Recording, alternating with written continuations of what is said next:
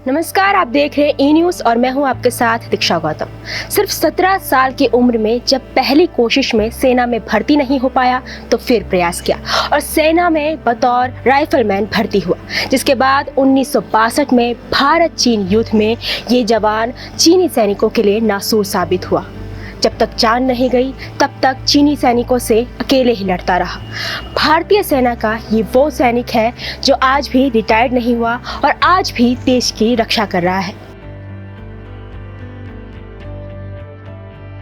19 अगस्त 1941 को खटलगढ़ और नयार नदी के संगम तुनाव के पास गांव बारियू पट्टी खाटली पौड़ी में जन्म लिया।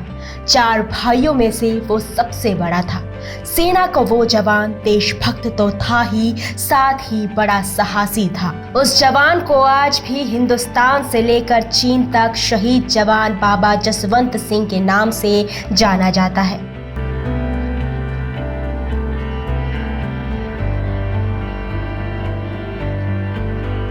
जसवंत सिंह 16 अगस्त 1960 को चौथी गढ़वाल राइफल लैंसडाउन में भर्ती हुए, लेकिन जसवंत के फौज में जाने की खुशी साल भर में ही गम में बदल गई थी, जब सरहद से खबर आई कि देश का लाल देश के लिए कुर्बान हो गया।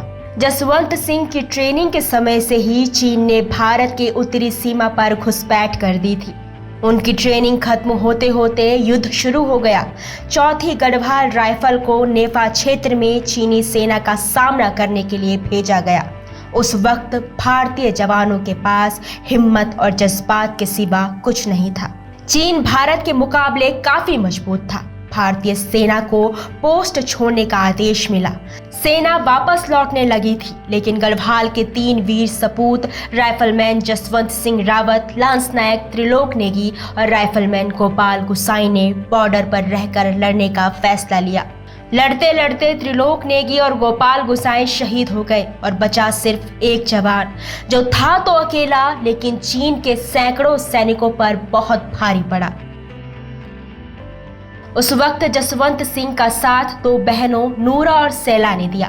72 घंटे अकेले जसवंत सिंह ने चीन की सेना को इस गफलत में रखा कि पूरी भारतीय सेना गोलियों की बौछार करके उन्हें रोक रही है, लेकिन वो सिर्फ अकेले थे। अगर उनके साथ उन्हीं के जैसा हिम्मत वाला कोई और सैनिक उस वक्त वहां मौजूद होता तो शायद आज कहानी कुछ और होती। 17 नवंबर 1962 को चारों तरफ से जब चीनी सैनिकों ने जसवंत सिंह को घेर लिया, तब जसवंत सिंह को एहसास हो गया कि उनको पकड़ लिया जाएगा। इसलिए उन्होंने युद्धबंदी बनने से बचने के लिए एक गोली खुद को मार ली।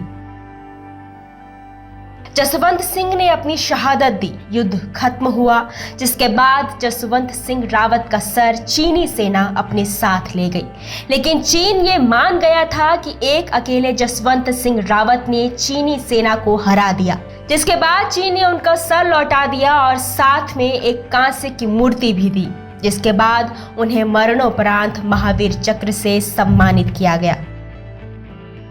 वैसे तो देश के लिए शहीद हुआ कोई भी जवान कभी भी मरता नहीं है, वो अमर हो जाता है। लेकिन शहीद जसवंत सिंह रावत के बारे में ये कहा जाता है कि वो आज भी जिंदा है।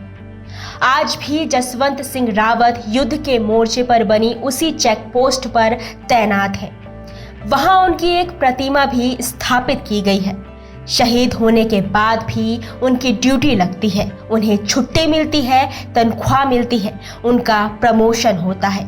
24 घंटे उनकी सेवा में सेना के 5 जवान लगे रहते हैं। यही नहीं, रोजाना उनके जूतों पर पॉलिश की जाती है और यूनिफॉर्म तैयार की जाती है, और सुबह देखने पर यह पता चलता है कि इन सब का इस्तेमाल किसी ने किया हो।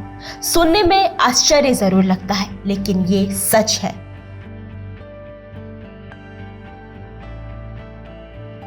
नेफा की जनता जसवंत सिंह रावत को देवता के रूप में पूजती है, उन्हें मेजर साहब कहती है। उनके सम्मान में जसवंतगढ़ भी बनाया गया है। स्थानीय लोगों का मानना है कि जसवंत सिंह रावत की आत्मा आज भी भारत की पूर्वी सीमा की रक्षा कर रही है।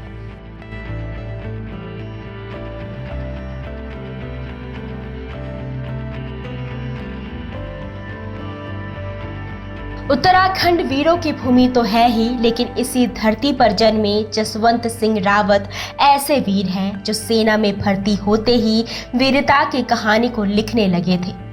सलाम है उनके जज्बे और हिम्मत को कि ऐसी परिस्थिति में भी जब जसवंत सिंह के पास सिवाय साहस के और कुछ नहीं था, उस हालात में भी उन्होंने एक नहीं, दो नहीं, बल्कि चीन के 300 सैनिकों को अकेले ही ढेर किया था। उन्हीं की वजह से 1962 में भारत चीन के बीच हुए युद्ध में मिली हार के बावजूद भी भारत का सीना गर्व से चौड़ा हो गया था। आज उसी वीर योद्धा की जयंती को पूरा देश फक्र से मना रहा है।